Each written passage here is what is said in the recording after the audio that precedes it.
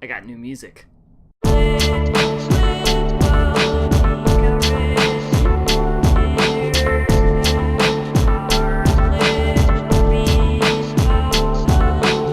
Hello, internets. This is Olin from What I'm Listening To.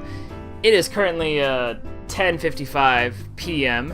and I am sitting here today to record another vlog because once again I'm faced with the situation of I have nothing to edit and I need to get something done right now so I can start editing and get a video out on time. As you saw a couple weeks ago, I put a video up, the placeholder video, because I went to visit my girlfriend's family in her hometown, and that left me with very, very, very little time to edit a vlog together. And ultimately, I decided I'm just gonna put this video out and then put out the vlog next week just so I wouldn't rush the vlog and it would not look great. But as you can imagine, being gone from the Bay Area meant that I could not go record shopping at Amoeba. So literally my first day back in the area, I got off work and I drove over to Berkeley and I went shopping and I came back with a bunch of music in this here lunchbox. This is the new releases lunchbox now, it's official. So I'm here tonight to show you what those new things are, and let's open it up and find out. It's really jammed, huh? And we're gonna start things off with the Sword.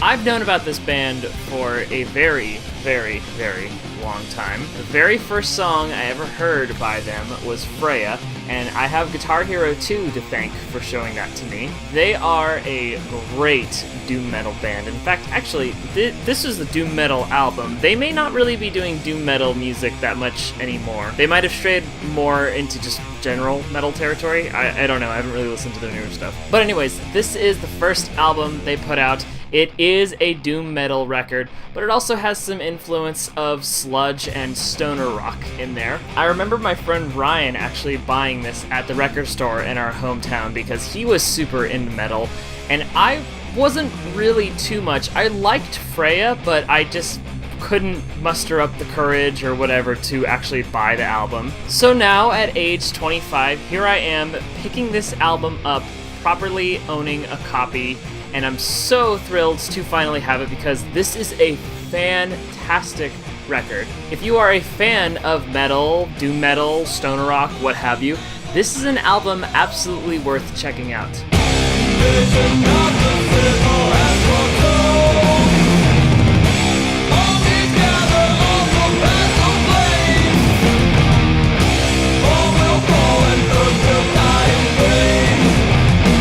The next album from the box here, I have Shellac's Dude Incredible. I have definitely talked about Shellac in past videos, and it's gotten to the point where I'm just collecting their albums whenever I find them. Before buying this record, I had owned their first, second, and third album in their discography, but I was missing their last two. And for whatever reason, finding Shellac albums out in the wild is not the easiest thing, or rather, finding them on CD format. So when I came across this album in Berkeley, it was a total no-brainer. I had to get it. I haven't even really listened to this album at all, so that's really exciting because I have some new Shellac to listen to. But I'm mostly excited to add it to the collection, and now I'm down to one album to get. By a group of strangers, and we resolve to fight them. Though we are outnumbered, oh my brothers, oh my other comrades, it's terrific how we fight them. At the moment, this is the last album the band has put out. I want to say, gosh, when did this come out? 2012? Let's see if we can find a date on here. Copyright 2014. Wow, so this was a lot later than I thought. So it's been a good 4 years since the band has put out anything new. I hope one day they put out more music because they are fantastic. Everything Steve Albini is involved with is amazing. Even if he's not even in the band, he's just producing it or engineering it, what have you. His involvement with stuff is great. I love his guitar work and I love his lyrics. They're just so angsty, heavy, and really tongue-in-cheek. So I'm excited to own this record, and I'll be on the hunt even more to find that last record so I can complete the collection.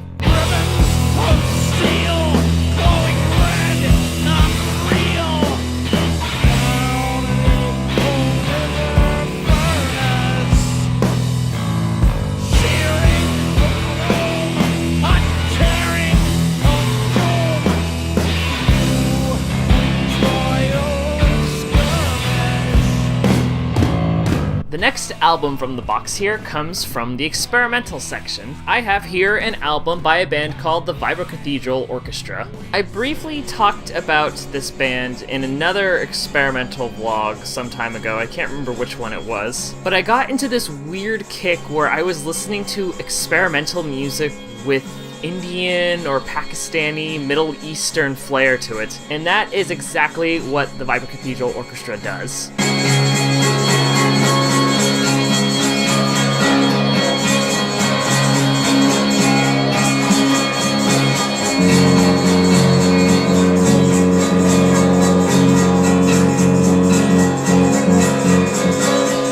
This was the only album that Amoeba Berkeley carried, and I decided, why the hell not? I'll pick it up. I liked the other record that I owned, so I may as well just start adding to the collection. Plus, this was released off VHF, which is a phenomenal record label. Anything that label puts out is fantastic, and it's pretty much gotten to the point where if I see an album that's on the label, I'll pick it up.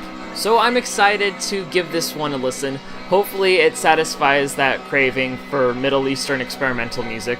I don't even know where really that came from. But definitely check them out if you're a fan of drone and noise music. This one is sure to interest you.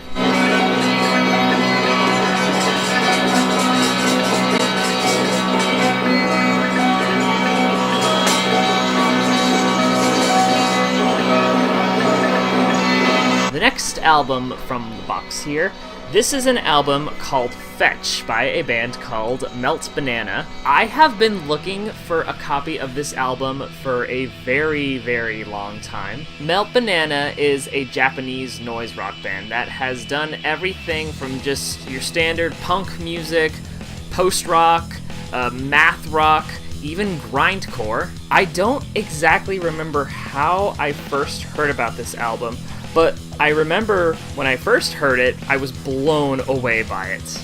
While it is still noisy and punk-driven, it's not as raw and rough to listen to. The recordings are much more crisp, the production is a lot more cleaner, and there's even a lot more melody.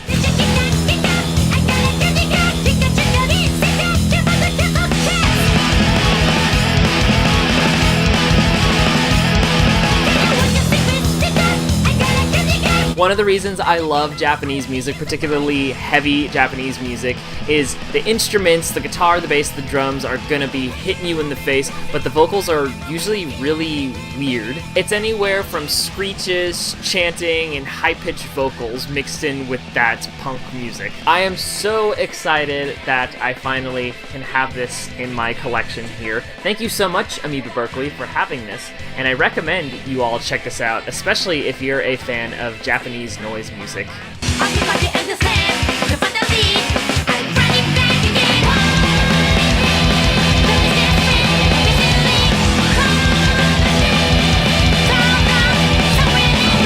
The next album I have in the box here, this is a box set of music by Low. I know I have talked about Low in past vlogs before, and much like Shellac, it's gotten to the point where I'm just slowly picking up their albums, and hopefully one day I will own everything in their discography. This, however, is not a studio album, but rather it is a 3-disc set compiling of B-sides, rarities, demos, everything the band had made in their first 10 years of being together. Born to be a god among salesmen, working the skinny tie.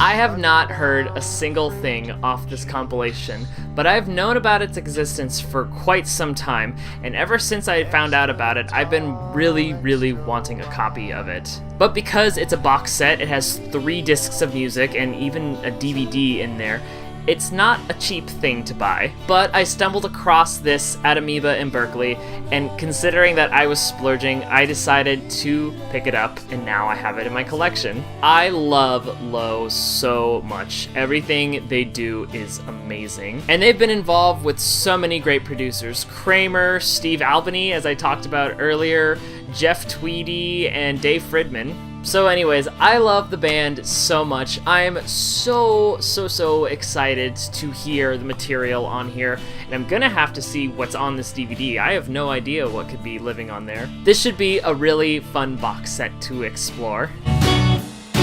Here you come with your reputations, your recitations, and your song. So that concludes the CDs that I picked up at the Berkeley Amoeba.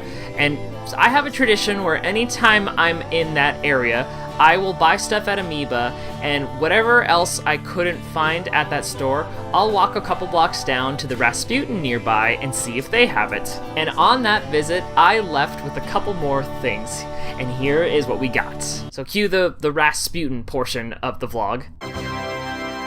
The first thing I have in the box is an Alien Ant Farm record. The thing I love about Rasputin is a lot of the older stuff that they carry is dirt cheap. And I lumped this in as an older album because it was something I used to listen to when I was a kid. Like a lot of other folks, my first discovery of Alien Ant Farm was hearing their cover of Smooth Criminal. Annie, you okay? You okay? You okay, Annie? Annie, you okay? You okay? You okay, Annie? You've been hit by, you've been struck by a smooth criminal. It's a great cover, there's no denying it, but there are other great songs that the band has done, and personally, this album I think has their best work. Songs like 1,000 Days, Glow, Drifting Apart, and then my personal favorite song, These Days, all live on this record. These days are great. There's work to do. Would you like to work with me? I love to work you. And I want to talk a little bit about These Days because it is one of my favorite music videos as well. The band did this amazing thing where they crashed the BET Awards, going up on a skyscraper overlooking the event, and started playing the song and recorded everybody's reaction. At the end of the day, they got arrested, but they got a really cool music video out of it all. I used to listen to this so much when I was I must have been in middle school, early high school, somewhere in there. And I never owned a proper copy of this. I owned their other album, Anthology, but never this one. So now I have both of them in my collection, and I'm very excited to re-listen to this and take a trip down memory lane. In fact, when I'm done recording this, I think I'm gonna watch the These Days music video, because it's just that good. Go watch it. Link in the description. Stayed away 1,000 days, and things have changed like a decade. Made the most of all my days, and still I'm on the wrong page. And the last things I bought from Rasputin, these are the things I am the most excited about. I have with me Failure's first and second album. If you follow me on Instagram, then you have probably seen that I've already posted these albums and have explained why I'm so excited to own them. But for those of you who don't follow me, let me explain. Since I purchased their album Fantastic Planet, which I talked about in my second space rock video, I've been so obsessed with them. Fantastic Planet is easily my favorite album by the band. And after listening to it, I really wanted to collect the rest of the band's discography. But because a lot of their albums are out of print, copies of them were going for a ridiculously high price online. As I talked about in the Space Rock video, I spent $40 on that Fantastic Planet album because the copy I bought at Amoeba for $10 was fucked up and some of the tracks wouldn't play. And so while I was shopping, I found these two albums online were going for about $20 or $25 a piece. Considering that I was already spending $40 on that other album, I thought, no way, I'm not dropping that much money for 3 CDs. So they lived in my shopping cart on Discogs for quite some time before ultimately I deleted them just to try to completely forget about them. So now cue to when I go to Rasputin. On a whim, I decided to go see what Rasputin might have by failure, and sure enough, they had both of these albums, both $2 each. I am so very excited to have these in my collection. I haven't really listened to much of them, I've only sampled little snippets, but I've been wanting to get a copy of them so I could listen to them in one sitting in its entirety and get the full experience. I can say a little bit about each of them. Their first album, Comfort, was actually engineered by Steve Albini himself, and it definitely sounds like something he was involved with. It's a much more punky sound compared to their later releases, which became more spacey and atmospheric.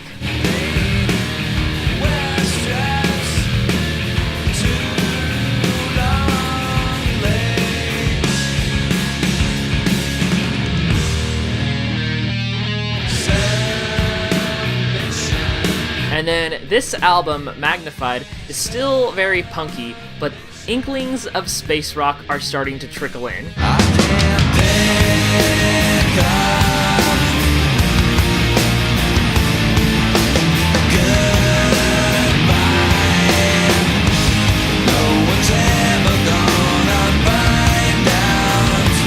Listening to this one, you can start to hear that they are much more than your average 90s rock band. They were something else and doing something more unique, and unfortunately, people weren't really paying too much attention to them. But I am, and I'm so happy that I have these in my collection, and I can now say that I have all 4 of the band's studio albums. Maybe in the near future, they will release a new album. Who knows, but all I can say is I have all their albums and I'm gonna be listening to them like crazy over the next couple of years.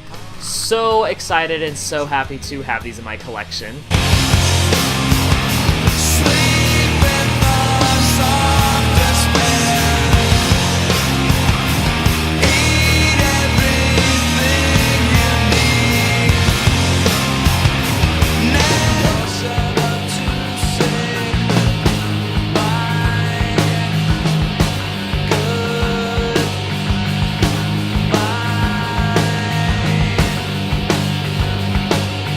Alrighty then, Internet, that does it for me. Hey, if you have any bands or albums you want me to check out, leave a comment down below, and if I like it, maybe I'll include it in another vlog. Also, if you like this video, be sure to hit that subscribe button. It shows the support, and I'll love your face for it. And you can also follow me on Instagram. I post a new album on there every single day, talk a little bit about it, and it gives you an insight of what's in my collection. So, thank you all for watching. I'm gonna go eat pizza. So this is Olin from What I'm Listening To, signing out. Goodbye.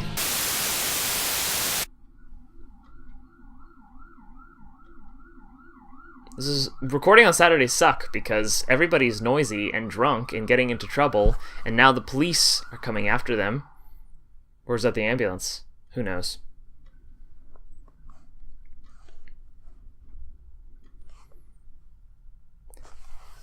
I haven't heard a single thing off this compilation, but Really? Can you hurry up?